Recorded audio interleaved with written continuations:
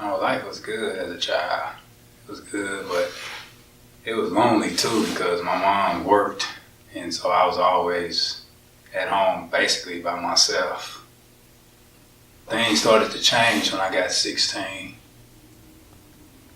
because they did a desegregation program. You know what that is. They bused the kids from the city to the county schools. So now I'm in a situation of identity problem. Because now the city kids used to like say, oh, you ain't black, you don't know who you are, you a white boy, blah, blah, blah, you know. So, and I just wanted to be accepted by them, you know what I'm saying? So I made a decision to come see their world, and that's how I got introduced to drugs and alcohol. That's what their world was. You know, no structure, no parenting. You know, they got to do what they wanted to do, and at that time I was like 16, and I thought that, you know, wow, you don't have a curfew, or you don't have to go to school when you don't want to. So my whole world just started changing, my whole attitude just started changing. Started getting into fights at school, got suspended, then I dropped out and just got my GED. Because a lot of guys I was hanging with from the city, they quit school or whatever. And so yeah, I hit that path at 16. So I was on the road to destruction at 16. Everything that my mom's taught me and all the gifts she gave me just went out the door, man. I wasn't ever the same person. Then I was having kids and I wasn't being a part of their life.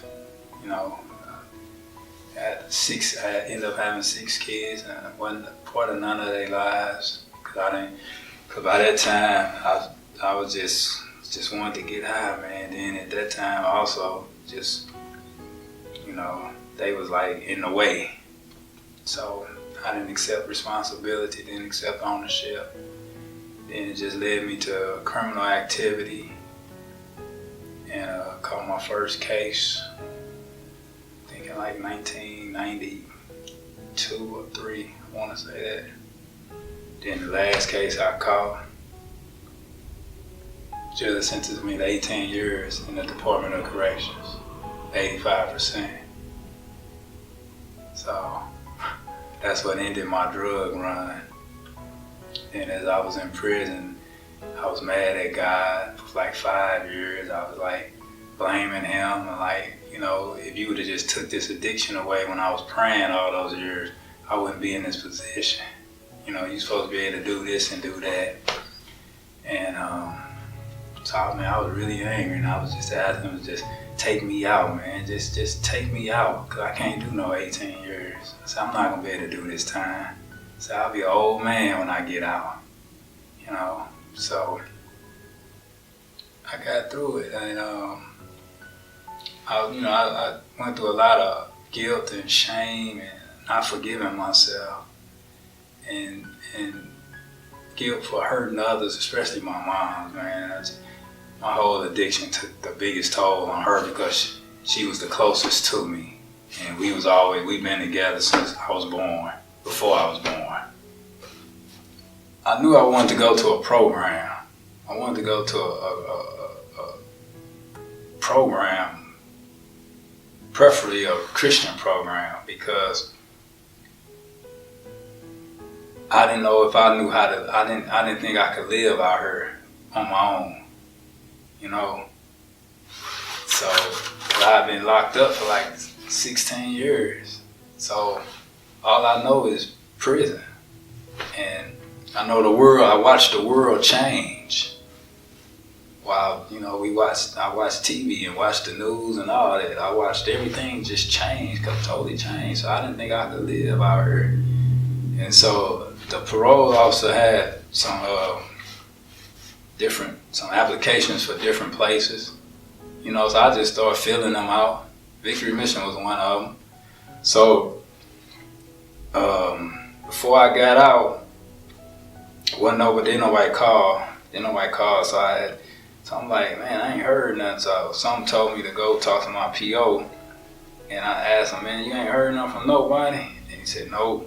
So then he said, well, matter of fact, I'm not doing anything. I'm going to call and check on it. And Victory Mission was the one on top. So he called and talked to Mark McNally. So I was in the room. He said, I'll get back with you. So I went to the room. And he came to the room. Well, he sent for me. No, he came to the room. He said, Doug, you got an interview this afternoon, so don't go to rec with Victory Mission with Mark McNally. So that came, and me and Mark talked, and we had a good conversation. And I'm like, well, I guess, God, this is where you want me to be. Because Mark said, I would love to have you in our program. Said, I would like to have a guy like you in our program. Well, when I first walked into Victory Mission, it wasn't what I expected. I started seeing all these guys. Then they told me, man, it's a homeless shelter. I didn't know it was a homeless shelter because Mark never told me it was a homeless shelter. So when I walked through the hallway, I was like, oh man, what am I got myself into? I said, what? But I stuck to my routine because all I did when I first got here was just worked out. I worked out. I ate, but I worked out. You know, that was my thing, working out. Because when you first get here, you're on a restriction. So you can't go nowhere. You know, there ain't no phone, ain't none of that. So I worked out and I was cool. I was at peace with it, man. Then as days started going on, I was fine. And getting into the routine of classes, then I was doing my volunteer assignment. I used to come up here. I used to work at the pantry. That's the only volunteer assignment I had. I never worked at the warehouse. So the pantry was my first, one and only volunteer assignment. And I liked it, man. When I was serving the people that was in need, it touched me. It really did. It touched me and I enjoyed it. I enjoyed going to work every day. And I felt like, you know, I was doing a good deed. You know, I was helping somebody. I was just Schweitzer for like a day or two. But like, we go to class on Tuesday and Thursday. So this little old lady, one day we was leaving class and she told me to come here, and this little old lady named Miss Norma. She had a husband named Clyde. They was champions at JFL. So she looked up and like, I want to tell you something. I'm like, what's up? And she like, look at me. She said, look at me. And then, you know, I'm shy, right? And she took her little hand and like your grandmama would do you. And she grabbed me and say, you are a child of God. She said, you can do anything that you want. She said, you are his child, and I want you to remember that. You can have anything that you want. And that just straight, boom, just stuck to my head and to my heart. I learned a lot. I learned a lot about self, and I just learned a lot about people, you know, because watching the news, it was a lot of division in the world, man, in this country.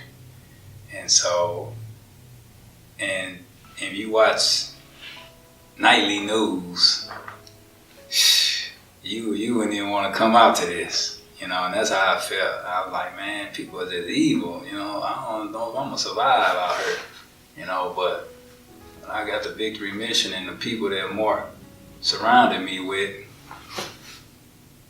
just gave me a whole new insight and gave me a whole new mindset. But the fast forward, I just graduated, phased up to phase 3, March the 1st.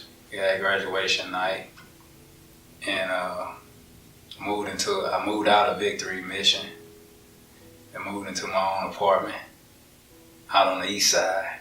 Yeah, I just want that to be known, because Mark said no one could ever move away from the vicinity of Victory Mission. So I want, you know, God had other plans. God said I could move out there.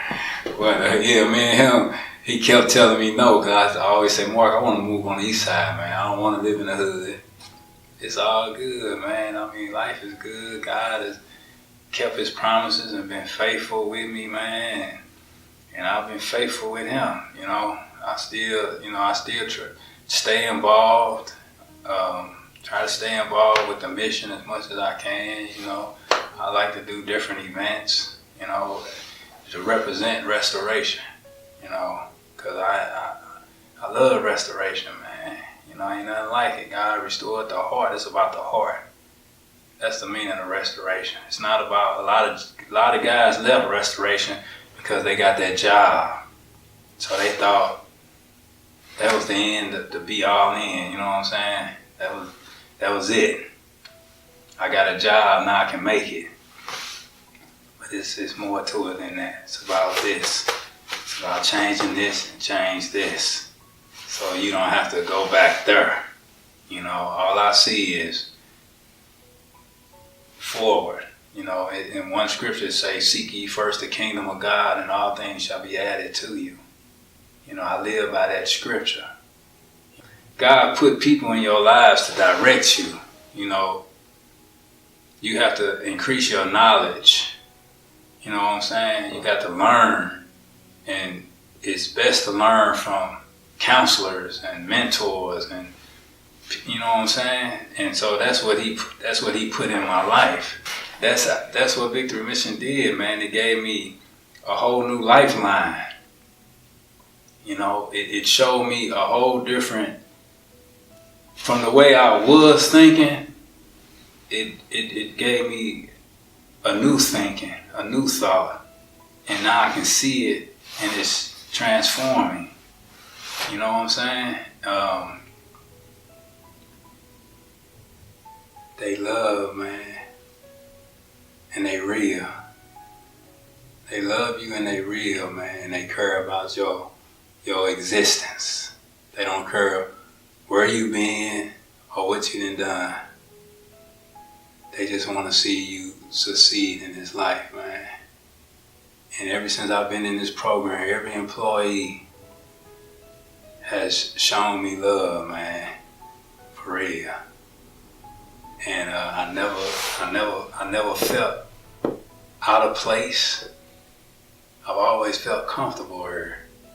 I'm just blessed to have them in my life, to be my examples, you know. Say the wise always talk to the wise. You know, to become a wise man, you have to talk to wise people. So that's how I try to live my life now. And so I would tell everybody, you know, Victory Mission is a family, man. It's not a program, you know. It's a family, man. They're gonna welcome you, they're gonna feed you, they're gonna clothe you, you know what I'm saying? And they're gonna teach you. And they're gonna help you with whatever you need, you know. So, and I would say, you know, give us a try, man. Come here. Come to restoration, get your life restored. If you want to get off them streets, get off them drugs, stop doing that criminal activity, come to Victory Mission Restoration. Because your life will change, and it will change for the better. You know, it'll be like nothing else you ever experienced.